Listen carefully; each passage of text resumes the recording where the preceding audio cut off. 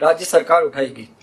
Sir, इस कार्यक्रम को आगे बढ़ाते हुए मैं माननीय मुख्यमंत्री महोदय से निवेदन करूंगा कि वे अपने उद्बोधन से हमें सभी को मार्गदर्शन दें। माननीय मुख्यमंत्री महोदय। हमारे समारोह के अध्यक्ष स्वास्थ्य मंत्री रघु शर्मा जी, स्वास्थ्य राज्य मंत्री सुभाष गर्ग जी, मेरे मंत्रिमंडल के तमाम साथीगण, यहाँ जो विषय से जुड़े हुए सांसदगण, विधायकगण, पंचायत समिति व स्थानीय निकायों के तमाम हमारे चुने हुए प्रतिनिधिगण, अधिकारीगण, चीफ सेक्रेटरी नीरेन आर्य जी, तमाम हमारे इस पूरे कैंपेन में जुड़े हुए तमाम अधिकारीगण और पूरा प्रदेश जुड़ा हुआ है। ओपन विषय है, इधर मैं प्रदेशवासियों को संबोधित करते हुए मेरे भाइयों और बहनों और नौजवान साथियों, मुझे खुशी है कि आज मुख्यमंत्री चिरंजीव स्वास्थ्य बीमा योजना की लॉन्चिंग संभव हुई और सुखद संयोग है कि आज ही 18 साल के नौजवानों को टीकाकरण का अभियान भी शुरू हो रहा है। ये ऐतिहासिक क्षण है क्योंकि जिस रूप में ये महामारी कोविड-19 आई है देश के अंदर, विश्व के अंदर, ये बहुत भयावह है। और जिस रूप में 13 महीने से ज़्यादा हो गया है, हम लोग जो देख रहे हैं दुनिया के मुल्कों में लाखों लोगों की किस प्रकार की मृत्यु हुई है, करोड़ों लोग संक्रमित हो रहे हैं, दुनिया में हाहाकार मचा हुआ है। और हमारे देश के अंदर भी जिस रूप में हमने देखा है कि कम समय में साइंटिस्टों ने वैक्सीन का निर्माण किया, उसके लिए मैं उनको बधाई देना चाहूँगा, क्योंकि हमेशा वैक्सीन का जब रिसर्च होता है तो 3-4 साल लगते हैं। मुझे खुशी है कि वैक्सीन भी आ गई, परंतु ये जो दूसरी वेव आई है ये बहुत ही घातक है। इसमें नौजवानों को ज़्यादा तकलीफ हो रही है, संक्रमित हो रहे हैं। पहले का अनुभव बताता है कि बहुत कम लोग होते थे जिनको ऑक्सीजन की जरूरत पड़ती थी, हाई लेवल ऑक्सीजन की, हाई प्रेशर ऑक्सीजन की। इस बार जो पेशेंट आ रहे हैं नौजवान भी, अधिकांश वो हाई प्रेशर ऑक्सीजन की रिक्वायरमेंट के साथ आ रहे हैं। ये बहुत भयावह है जो हम लोग समझ रहे हैं, अखबार में देखते हैं, सुनते हैं, उससे भयावह है। क्योंकि हमारा युवा लोग है, पिछली वेव में वो संक्रमित कम हुआ था, उस वक्त में हमारे बुजुर्ग लोग ज़्यादा होते थे, कोमॉर्बिड या जो बीमार होते थे कई बीमारियों से, उनको संक्रमित होने का ज़्यादा चांस रहता था। इस बार युवाओं को बहुत ज़्यादा तकलीफ हो रही है। इस माहौल में हम लोग सब काम कर रहे हैं और कोई कमी नहीं रखी है। हम लोगों ने पिछली बार वेव आई थी तब भी हम लोगों ने बाकायदा, हमारे यहाँ टेस्टिंग सुविधा नहीं थी, पूना और दिल्ली भेजते थे सैंपल को। आज हम लोग 70-80 हज़ार तक प्रतिदिन टेस्ट कर रहे हैं। इंफ्रास्ट्रक्चर बढ़ा दिया है, जिस रूप में वेंटिलेटर हो, आईसीयू के बेड हो, ऑक्सीजन के बेड हो, ऑक्सीजन की पाइपलाइन बिछाने की बात हो, ऑक्सीजन जनरेट करने के छोटे छोटे प्लांट लगाने की बात हो, कोई कमी नहीं रखी है। और इसलिए आज में कॉन्फिडेंस है हम इसका मुकाबला करेंगे और विजय होंगे। पिछली बार भी हमने विजय हासिल करी थी और राजस्थान में इतना शानदार प्रबंधन हुआ, पूरे देश के अंदर नहीं बल्कि दुनिया के मुल्कों के अंदर भी राजस्थान की चर्चा चली थी। हमने कहा नो मास्क नो एंट्री, तो लंदन के अंदर भी अस्पतालों में वही स्लोगन लगा, नो मास्क नो एंट्री।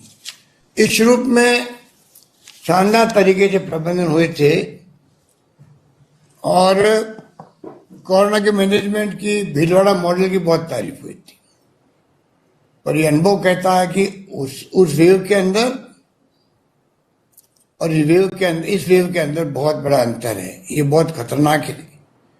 और हमारे विशेषज्ञ कहते हैं कि हमेशा दूसरी और तीसरी वेव आती है वो हमेशा खतरनाक ही होती है। इतिहास गवाह है, जब स्पेनिश फ्लू आया था 1918 के अंदर, तब भी हिस्ट्री बताती है कि दूसरी तीसरी चौथी वेव बहुत भयंकर थी। उसमें 1000 लोग मारे गए, करोड़ों लोग मारे गए थे। ये वेव भी सेकंड वेव है। एक्सपर्ट कहते हैं थर्ड वेव भी आ सकती है, फोर्थ वेव भी आ सकती है। किसी को कुछ पता नहीं, ना साइंटिस्टों को ना डॉक्टरों को, कि ये आगे आने वाले वक्त में क्या मोड़ लेता। सरकार की जिम्मेवारी है कि हम लोग किस प्रकार से अपनी तैयारी और बढ़ाएं। आज ऑक्सीजन पर हम लोग निर्भर रह रहे हैं केंद्र सरकार पर, क्योंकि उन्होंने पूरे देश के प्लांट को ले लिया अपने पास में, वो डिस्ट्रीब्यूट कर रहे हैं। मुश्किल से मिल पा रही है। दवाइयों की शॉर्टेज हो गई है, दवाइयाँ इंपोर्ट हो रही है, ऑक्सीजन इंपोर्ट हो रही है। पूरे देश में हाहाकार मचा हुआ है ऑक्सीजन को लेकर के, दवाइयों को लेकर के। कैजुअलिटी की संख्या लगातार बढ़ती जा रही है। पिछले साल पूरे साल भर में कभी भी 20 से ज्यादा व्यक्ति नहीं मरे थे एक दिन में राजस्थान के अंदर। अब तो 100 का आंकड़ा पार कर गया है धीरे धीरे।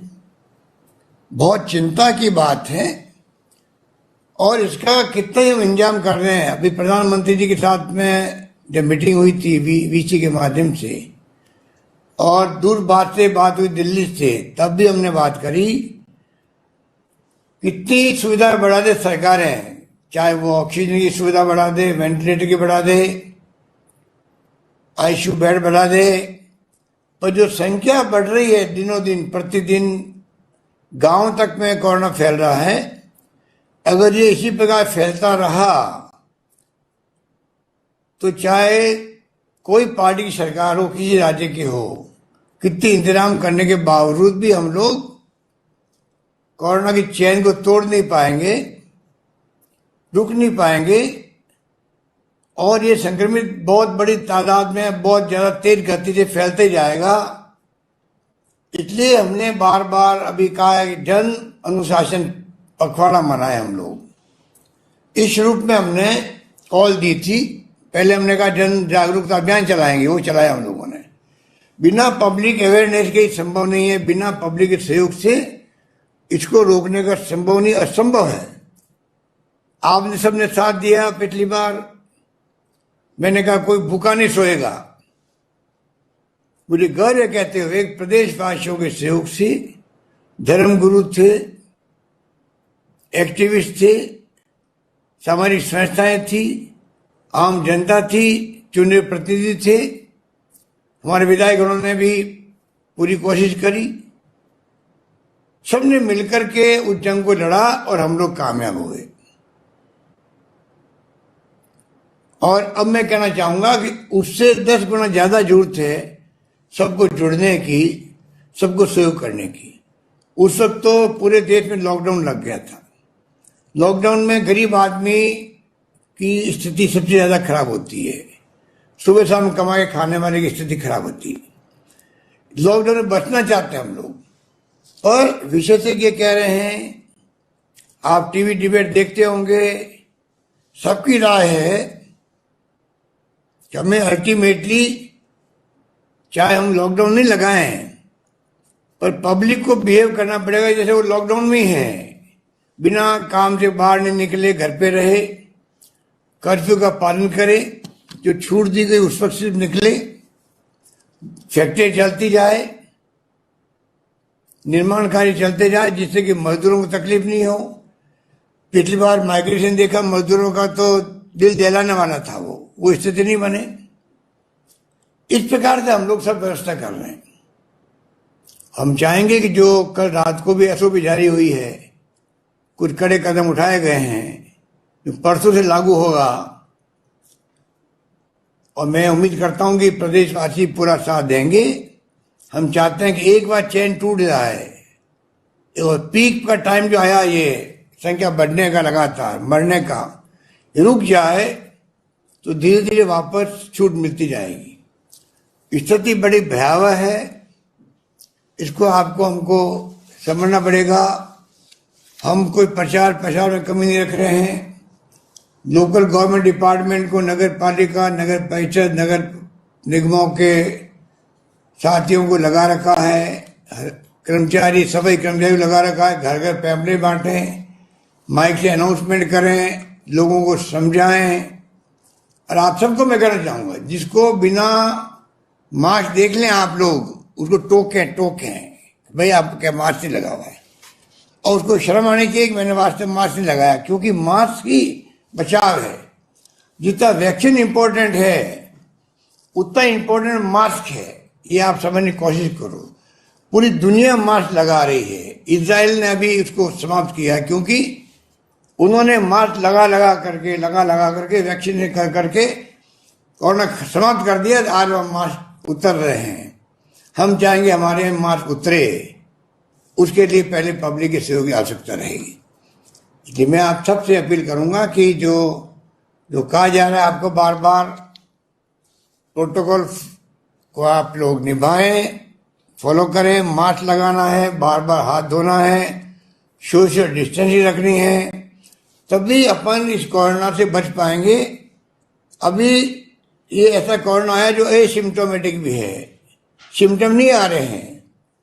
तो जो सिम्टम नहीं आ रहे, तो घर का मेंबर भी घर में घूम रहा है, बाहर दोस्तों में जा रहा है, घूम रहा फिर रहा है, और जब उसी व्यक्ति के 15-20 दिन बाद सिम्टम आते हैं, तब तक वो 300-400 लोगों को संक्रमित कर देता है, और फिर वो खुद ही सिम्टम के साथ में भर्ती होता है, पूरा परिवार के साथ में भर्ती होता है, क्योंकि परिवार भी जब तक उसको भी संक्रमित हो चुके होते हैं। इस प्रकार से ये जो एसिम्टोमेटिक जो आपकी स्थिति बन गई है कोरोना की, उसको हमें समझना पड़ेगा कि हम कैसे चैन को तोड़ें। और चैन तभी टूटेगी जब घूमना फिरना बंद करेंगे, तब जाके घरों में रहेंगे, और कोई संक्रमित के सिम्टम आएंगे तो उसका इलाज शुरू होगा। इंतजाम हमने सब तरह कर रखे हैं, लगातार बेड बढ़ाते जा रहे हैं और सारी व्यवस्थाएं कर रहे हैं। और मैं उम्मीद करता हूं कि पहला जो स्थिति है, पहला सुख निरोगी काया, हमने वहीं से शुरुआत करी थी। हमने दवाएं फ्री करी राजस्थान के अंदर, टेस्ट फ्री कर दिए। उसके बाद में हम लोगों ने, ये पिछले टर्म में जब आपके आशीर्वाद से मैं दूसरी बार मुख्यमंत्री था तब का बता रहा हूं आपको, और तीसरी बार जब आपने मुझे यहां बिठाया है, तो मैंने इस बार बजट में घोषणाएं करी है, जिस प्रकार UPA government doctor Manmohan Singh ji के वक्त में और सोनिया गांधी जी के वक्त में जो फैसले हुए थे, अधिकार आधारित युग की शुरुआत करी थी। अधिकार आधारित युग मतलब कि जनता को खुद को अधिकार मिले कानून पास करके। जिस प्रकार राजीव गांधी ने पार्लियामेंट में कानून बनाया, 73-74 अमेंडमेंट रखे, जिससे कि नगर पालिकाओं में, निकायों में, पंचायतों में महिलाओं को भी, SC ST OBC को भी आरक्षण मिलने लग गया। प्रधान, प्रमुख, चेयरमैन, पार्षद, सरपंच बनने लग गए, पहले नहीं बन सकते थे वो। उसी प्रकार यूपीए गवर्नमेंट ने भी right to information, food security act, right to education और नरेगा ने तो कोरोना में जो वरदान साबित हुआ है। ये तो भारत सरकार जो हमारे एनडीए गवर्नमेंट की वही मानती है कि अगर नरेगा नहीं होता तो कितने लोग भूख से मरते। ये इसको कहते हैं कि एक पार्लियामेंट एक कानून बना के ये सब कुछ दिया गया देश को। वही भावना मेरी है कि हम दुनिया के मुल्कों में सुनते आए हैं 30-40 साल से, वहां पर सोशल सिक्योरिटी है। बुजुर्गों को, निसज्जनों को, विधवाओं को, एकल नारी को, या कोई तकलीफ में है, या नौजवान है, बेरोजगार है, उन सबको कम से कम जीवन यापन कर ले। बाकी तो उसके टैलेंट पर वो क्या करे, क्या कमाए, क्या खाए, पर कम से कम हर आदमी का पेट भर जाए और उसका जीवन चलने लग जाए, जिंदा रह सके, जो उसके मिनिमम खर्चे हैं वो उसको मिल सके। दुनिया के मुल्कों में ये सोशल सिक्योरिटी कहलाती है। ये जो हमने दवाएं फ्री करी थी आपकी, हमने जो टेस्ट फ्री किए थे, अब ये जो लेके आए चिरंजीवी योजना, ये बड़ा रूप है।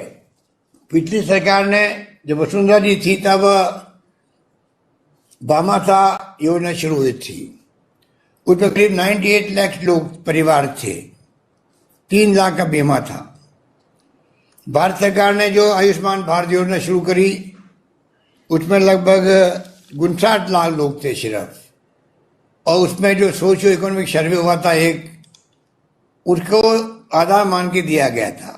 हमारी गवर्नमेंट बनी तो हमने भामाशाह को आयुष्मान भारत को मिला करके आयुष्मान महात्मा गांधी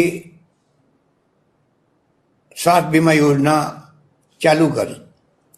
दोनों योजनाओं को मिला दिया और साथ में जो एक्स्ट्रा हो गए थे लोग, एक्स्ट्रा हो गए थे, उन सबको जोड़ दिया तो 1,10,00,000 लोग हो गए थे। और उस वक्त में भी बहुत बड़ा भार हमारे ऊपर आया था, क्योंकि 80% पैसा हमारे ही लगा था, स्टेट गवर्नमेंट ने दिया था उस वक्त में भी, क्योंकि संख्या बहुत हमने एक्स्ट्रा ऑर्डनरी बढ़ा दी थी। अब बजट में मैंने घोषणा आपके आशीर्वाद से एक नई करी, जो मैं समझता हूँ संभवत पूरे देश के अंदर एकमात्र राजस्थान राज्य बनने जा रहा है, जिसमें पूरे प्रदेशवासियों का, चाहे गरीब है अमीर है कोई व्यक्ति है, उस सब का बीमा होगा 5 लाख का, 50,000 का जनरल बीमारी का और 4.5 लाख का गंभीर बीमारी का।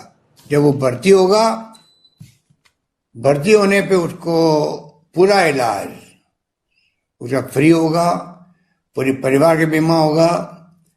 और सबसे प्रोविजन इसमें रखा हुआ है कि जब उसको छुट्टी होगी अस्पताल से, जब वो भर्ती हुआ था उसके 5 दिन पहले से और अस्पताल छुट्टी होने के इलाज करने के बाद में 15 दिन बाद तक जो उसका खर्चा होगा वो सब सरकार बीमा कंपनी के माध्यम से दिलवाएगी। पूरा प्रीमियम कल लगभग 3,000 करोड़ का है। 300 से 350 करोड़ रुपए जो आयुष्मान भारत में मिलेंगे भारत सरकार से, उसको छोड़ के तमाम पैसा स्टेट गवर्नमेंट वहन करेगी। पर हम चाहेंगे प्रदेशवासियों का सबका बीमा कंप्लीट हो। 30 तारीख लास्ट डेट थी कल, उसको हमने बीमा कंपनी से बात करके कहा कोविड में तो लोगों को तकलीफ है, लोग सब अपना रजिस्ट्रेशन करवा नहीं पाएंगे और कुछ नहीं करना है। ई मित्र में भी हमने पेमेंट हम करेंगे, ई मित्र वाला फ्री रजिस्ट्रेशन करेगा, पर आपको अपना जन आधार नंबर देके वहां रजिस्ट्रेशन की फॉर्मेलिटी करनी, खाली आपको कुछ नहीं करना है और 5 लाख के बीमे का आप हकदार बन जाओगे। जो नहीं करवाएगा, बीमार पड़ गया, भर्ती हुआ अगर प्राइवेट हॉस्पिटल में, तो 50,000, 1 लाख, 2 लाख का जो बिल बनेगा 3 लाख का, वो बीमा कंपनी या कोई नहीं देगा आपको। तो बहुत ही शानदार योजना है। आप सबको चाहिए, जो गरीब आदमी जो समझते नहीं है उन तक ये बात पहुंचे। ये मैं बार बार बार बार बार बार बार बार अपील कर रहा हूँ, विज्ञापन दे रहा हूँ, खुद कह रहा हूँ, समझना चाहिए। फिर भी हमने उनसे कल एग्रीमेंट किया है कि नहीं, आप इसको 31 मई तक बढ़ा दीजिए। 31 मई तक बढ़ा दी गई है। अब जो लोग बच गए उनको चाहिए कि वो जिस दिन करवाएंगे उस दिन से उसका लागू हो जाएगा बीमा। 31 मई तक भी नहीं कराया आपने, उसके बाद में कोई अगर करवाएगा भी तो 3 महीने वेट करना पड़ेगा उसको। 3-3 महीने का साइकिल बनाया गया इसके अंदर। इस प्रकार से ये योजना शुरू हुई है और ये भी एक प्रकार से सोशल सिक्योरिटी का पार्ट समझ लो इसको भी। बीमारी में कितना बड़ा खर्च होता है, घर बिक जाते लोगों गरीबों के। हमारा संस्कार संस्कृति बहुत महान है देश की। माँ बाप बूढ़े हैं, कैंसर हो गया है, नौजवान है या बूढ़े जो भी हैं, मालूम है बचेगा नहीं, पर तब भी हम लोग चाहे गहने बेचने पड़े, मकान बेचने पड़े, लाखों रुपए खर्च करके इलाज करवाते हैं।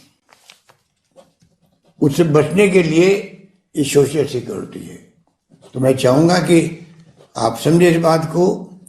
और समय आ गया है, हमने शुरुआत करी है, विज्ञापन दिया मैंने पूरे देश के अंदर पहली बार सरकार बनने के बाद में, इसलिए दिया फुल पेज का कि अन्य राज्यों में भी पब्लिक का दबाव पड़ेगा तो वो राज्य भी आगे आएंगे ऐसी योजनाओं के लिए, जो पूरी पब्लिक वहाँ की इंश्योर्ड हो जाए बीमारी के लिए। और भारत सरकार भी आगे आए, जिससे कि विकसित राष्ट्रों की तरह हम भी अब काफी आगे बढ़ चुके हैं। कम से कम हर बुजुर्गों को, जैसे हमने पेंशन दी आपको, बुजुर्गों को पहले पेंशन 500-700 रुपये मिलती थी मुश्किल से, और कई शर्तें लगी हुई थी। अगर बेटा बड़ा हो गया, छोटा बेटा है तो मिलेगी, 18 साल का हो गया तो पेंशन बंद हो जाती थी। वो सारी शर्तें हमने हटा दी। 80 लाख लोगों को हम लोग पेंशन दे रहे हैं आज, 1500 रुपये दे रहे हैं, 1000 रुपये दे रहे हैं। उनका कॉन्फिडेंस बढ़ गया, जिंदगी जीने का उनको चार्म आ गया। क्योंकि घर में बेटे पोते तब पूछते हैं तब दादा दादी के बारे में कुछ जेब में पैसे होते हैं। और वो भी बहन सवासिनी को कोई घर पे आ जावे, बहन बेटी या पोती या नाती दोती, तो 100-500 रुपये नोट पकड़ा सकती है, बहुओं से मांगना नहीं पड़ता है। ये किया हम लोगों ने, तो उसका बड़ा इम्पैक्ट पड़ा। इसी प्रकार से आज भी मैं चाहूंगा कि सोशल सिक्योरिटी के माध्यम से पूरे देश के अंदर तमाम जनता को, जो कोई भूखा नहीं सोए, एटलीस्ट उसको जिंदगी जी सकता है, कपड़े लत्ते कर सकता है, उसको मिल जाए। इतना पैसा उसको वीकली मिलने लग जाए, जैसा कि विदेशों में मिलता है वीकली, हमारे यहाँ फोर्टनाइटली मिल रहा है। कुछ भी हो, सोशल सिक्योरिटी लागू करने का वक्त आ गया देश के अंदर। गरीबी अमीरी का भेद, जो गैप है, बढ़ता ही जा रहा है। कोरोना ने और ज्यादा बढ़ा दिया है। ये हम सब के लिए चिंता का विषय बना हुआ है।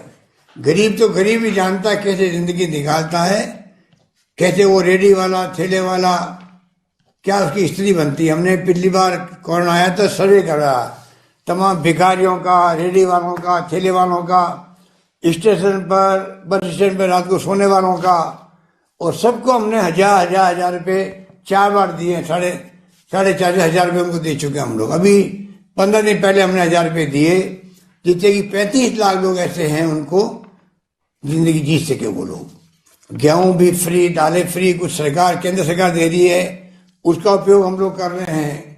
केंद्र सरकार की अलग योजना किसानों के लिए। हम चाहते हैं कि राहुल गांधी ने कहा था उसी ढंग से 6,000 रुपये प्रति माह उन गरीबों को मिले जो 72,000 होते हैं एक साल के।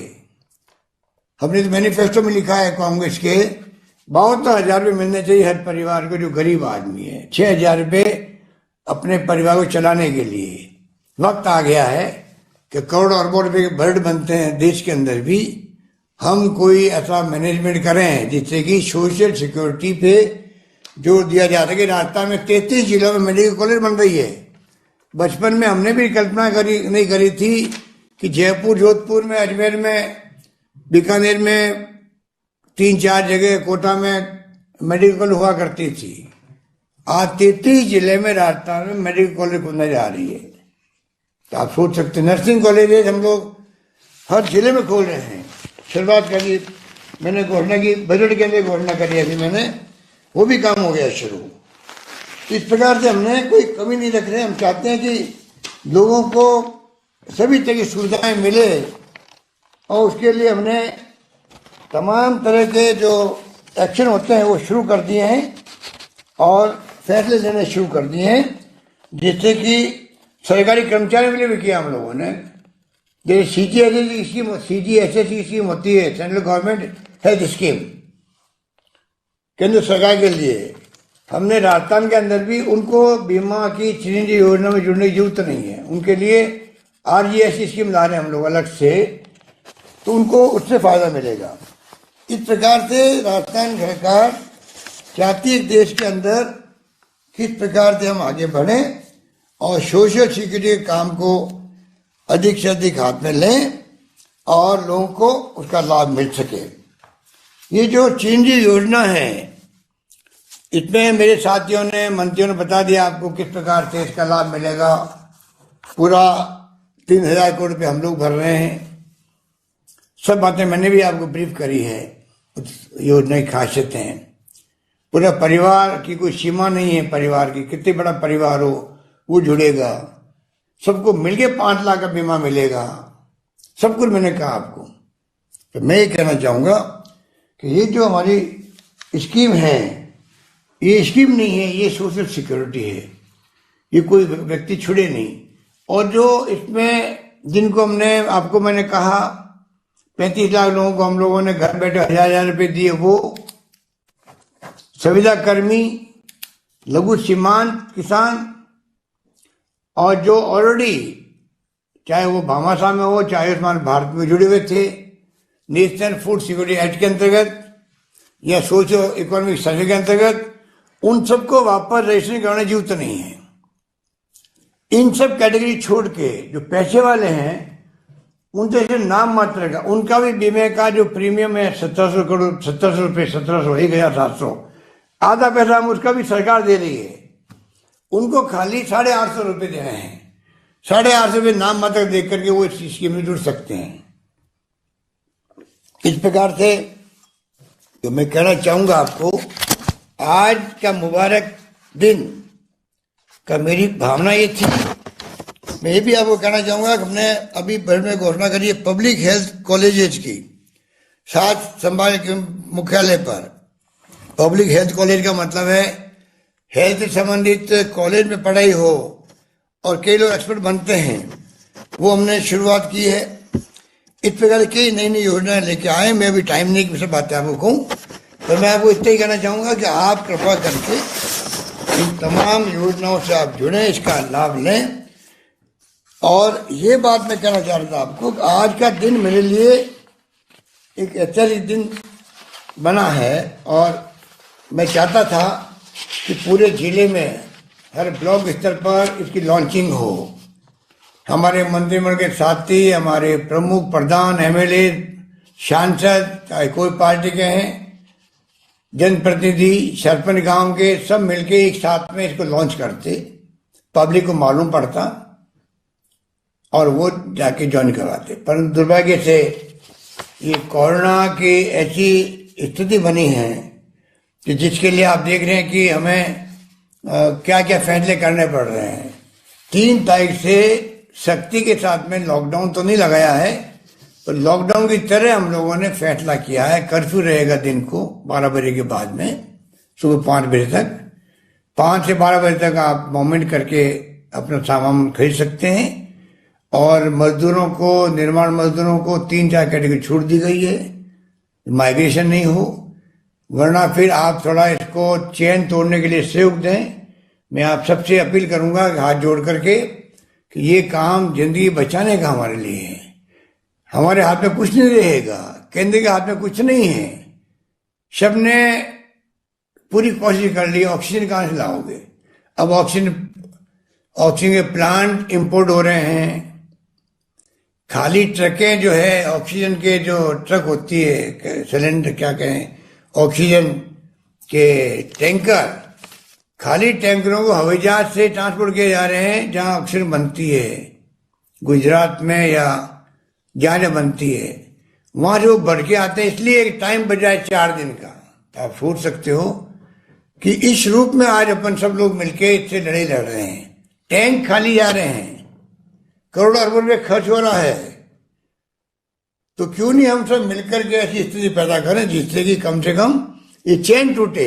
मैं चाहूंगा पूरे देश के तहत हर राज्य सरकार अपना अपना कोशिश कर रही है।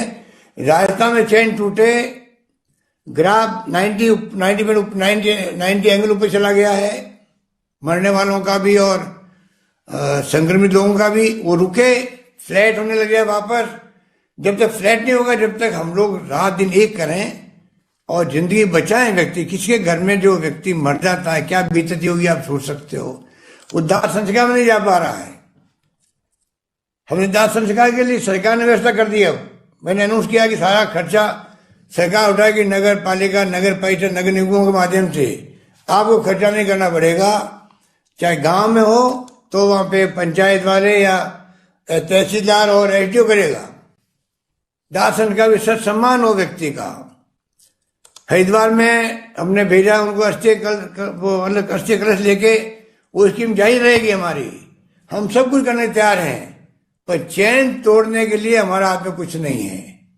कोरोना जो फैल रहा है, इतनी बड़ी संख्या में लोग आ रहे हैं, जगह नहीं है। RUHS का जो अस्पताल बड़ा है, बाहर भीड़ खड़ी रहती है 200-300 लोगों की। कब नंबर आए, कब वहां से अंदर से कोई बाहर निकले ठीक हो गए और मैं अंदर जाऊं, ऐसी स्थिति बन गई है।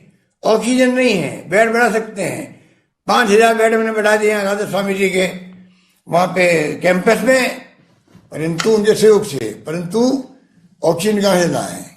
दुनिया भर के मुल्कों में हम लोग टेंडर जारी कर रहे हैं, ग्लोबल टेंडर। ऑक्सीजन कंसंट्रेटर होते हैं, मशीन, छोटी मशीन होती है, वो हम ढूंढ रहे हैं। तो आप शॉर्ट में समझ लीजिए कि हमारी तरफ से कोई कमी रख नहीं रहे हैं, पर जनता के सहयोग के बगैर हम लोग कुछ भी नहीं कर पाएंगे। ये मैं आपको बार बार कह रहा हूं। ये वैक्सीन जो मिली है 18 साल वाली, ये सिर्फ 3-3.5 लाख की अभी आई ये वैक्सीन आई है। हम चाहेंगे कि जब भारत सरकार ने मेरी बात को नहीं माना, क्योंकि आज तक हिस्ट्री के अंदर, हिस्ट्री में 100 साल की हिस्ट्री में जितनी वैक्सीन है वो तमाम वैक्सीन फ्री मिली है जनता को, सुविधा होती लगाने के अंदर। तो दुर्भाग्य से अभी भारत सरकार ने एग्री नहीं किया है। आज सुबह मैंने ट्वीट किया प्रधानमंत्री जी को टैग करके, अभी भी समय है कि आप 60+, 45+ की तरह इसको भी आप फ्री कर दीजिए। किसी से पैसा मांगे वो भी अच्छा नहीं, प्राइवेट सेक्टर वाले। हम चाहते हैं वैक्सीन फ्री होती है। आज तक 8-10 तरह के मैंने वैक्सीन का नाम लिखा उसके अंदर, मेरे ट्वीट के अंदर, कि मैंने कहा कि आप जरा आज तक वैक्सीन फ्री हुई है, इसको वैक्सीन फ्री करो। ये तो उनसे बड़ी महामारी हमारे लिए हो गई। वो तुमने सुना ही है स्पेनिश फ्लू के बारे में, जहाँ करोड़ों लोग मारे गए थे। हमारे लिए तो महामारी जो वर्तमान वाली है कोरोना, बड़ी खतरनाक है। तो वो अलग बात है, पर जैसे जैसे मिलेगी, हमने कह दिया, हम खुद सरकार नहीं कर रही, भारत सरकार, तो 3,000 करोड़ रुपए हम खर्च करेंगे। हमने ये भी कहा, अगर आप पहले हमें कह देते हम अपने बजट में रख देते। पहले आपने कहा नहीं, आपने 35,000 करोड़ रुपए रखा अपने बजट में, तो हमने देखा फ्री देंगे। अब आपने कहा तो हमें अपना बजट डिस्टर्ब करना पड़ रहा है। तो हम लोग इसका रास्ता निकालेंगे। मैं विधायक महोदय को भी कहना चाहूंगा, जितने हमने अभी 3-3 करोड़ रुपए बढ़ाए थे उनके विधायक फंड के, वो 3 करोड़ रुपए प्रति विधायक जो अभी बढ़ाए इस साल, उसको मैं चाहूंगा वो अभी इस बार इसको 18 साल के प्लस नौजवानों को वैक्सीनेशन के लिए डोनेट कर दे सरकार को ही। तो हम लोग इस प्रकार से और बढ़ाएंगे। जो एक फंड होता है डिस्ट्रिक्ट मिनरल फंड होता है माइनिंग का, उसमें से पैसा कुछ लेंगे हम लोग।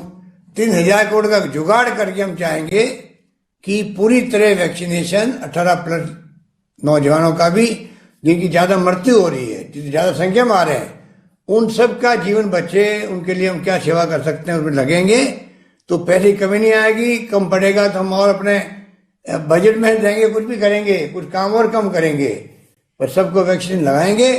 आप लोग जैसे जैसे आपको इतना मिले आप आते जाए, तो भीड़ इकट्ठी करने की जरूरत नहीं है। वैक्सीन जितनी आएगी उतनी लगा पाएंगे।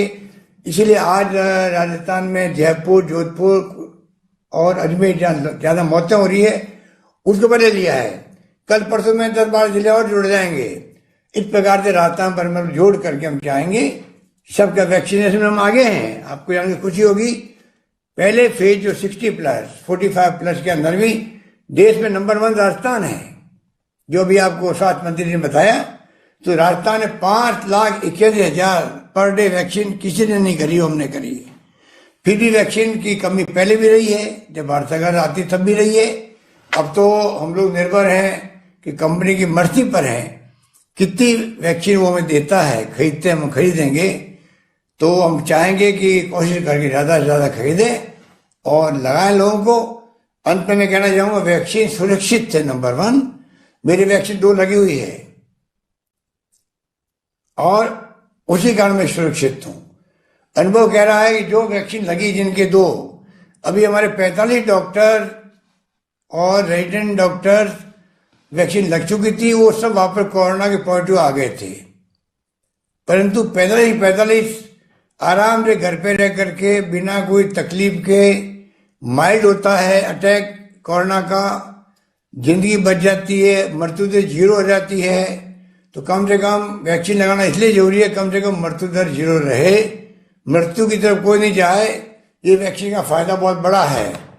ये बात कहता हुआ मैं आपका, वैसे मैं कहूँ इतना कम है, पर मैं चाहता हूँ कि आप मेरी बातों को समझ गए होंगे।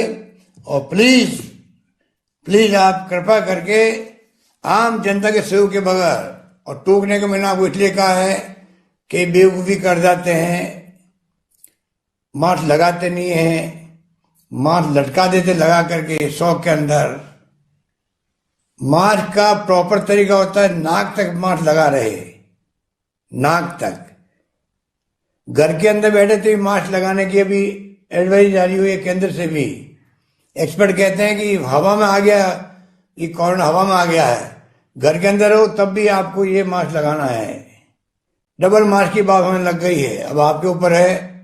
मैं भी मीटिंग बैठता हूँ तो बिना मास्क बैठता हूँ। मुझे कई लोग कहते हैं कि आप मास्क क्यों लगाते? मैं तो अभी मीटिंग बैठा हूँ, अकेला बैठा हूँ। पर कहने का मतलब है घर में हवा में मास्क लगाना जरूरी है।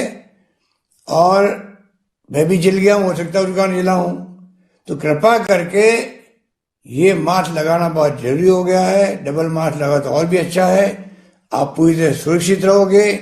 एक बार कोरोना होने के बाद में लंग्स में पहुंचता है जल्दी, आजकल 3-4 दिन में। आपके सिम्टम आते ही, सिम्टम नहीं आए तो चिंता मत करो, सिम्टम आते ही आप डॉक्टर से बात करें, इलाज शुरू करवाएं, सीटी स्कैन करवाएं। सीटी स्कैन से मालूम पड़ता है कि वास्तव में आपको कोरोना हो गया कि नहीं हो गया है। तो सब बातें जो है आपको ध्यान रखना है। और मैं समझता हूँ कि ये मास्क ही बचाव है, हमारा बहुत बड़ा बचाव है। मास्क के लिए प्रूफ है कि इससे पूरी तरह संक्रमित होने से बच सकता आदमी। तो ये मैं आपको कह के आपको बहुत शुक्रिया अदा करता हूँ, आपने पूरा भाग लिया। इतनी बड़ी संख्या में आपने, लाखों लोग सुन रहे हैं अभी, सुना उसको, मेरी बातों को। मैं उम्मीद करता हूँ कि आप उस पर पूरा अमल करेंगे। और जैसे मैंने कहा आपको कि ये जो तैयारी हमने सब कर रखी है, आप निश्चित है सरकार की तरफ से कोई कमी नहीं आएगी। और संख्या बढ़ेगी तो आप सोच सकते हो कि सरकार चाहते हुए कुछ नहीं कर पाएगी। इलाज तो हम करेंगे, संख्या रोकने का काम पब्लिक का है, पब्लिक का है। क्योंकि 7 करोड़ जनता है, 7 करोड़ लोगों तक ना कोई मंत्री पहुंच सकते ना हम पहुंच सकते। वो खुद तय करेंगे कि हमें रास्ता को बचाना है, खुद को बचाना है, परिवार को बचाना है और लोगों को बचाना, प्रदेशवासियों को। तो मैं कहना चाहूंगा आपको 2 टूक कि आपके पास इलाज है, किसी के पास इलाज नहीं है। वो इलाज आपके पास में है और सरकारी इलाज में कोई कमी नहीं आने देंगे। चाहे पूरा बजट में झोंक दो इसके अंदर तो मुझे मंजूर होगा, परंतु सरकार के कामों से या व्यवस्था से कोई आदमी मरे, ये मुझे सहन नहीं होगा। ये मैं कहते अपनी बात समाप्त करता हूँ। धन्यवाद, जय हिंद, धन्यवाद। धन्यवाद माननीय मुख्यमंत्री महोदय आपके मार्गदर्शन के लिए। अब मैं आमंत्रित करता हूं मुख्य कार्यकारी अधिकारी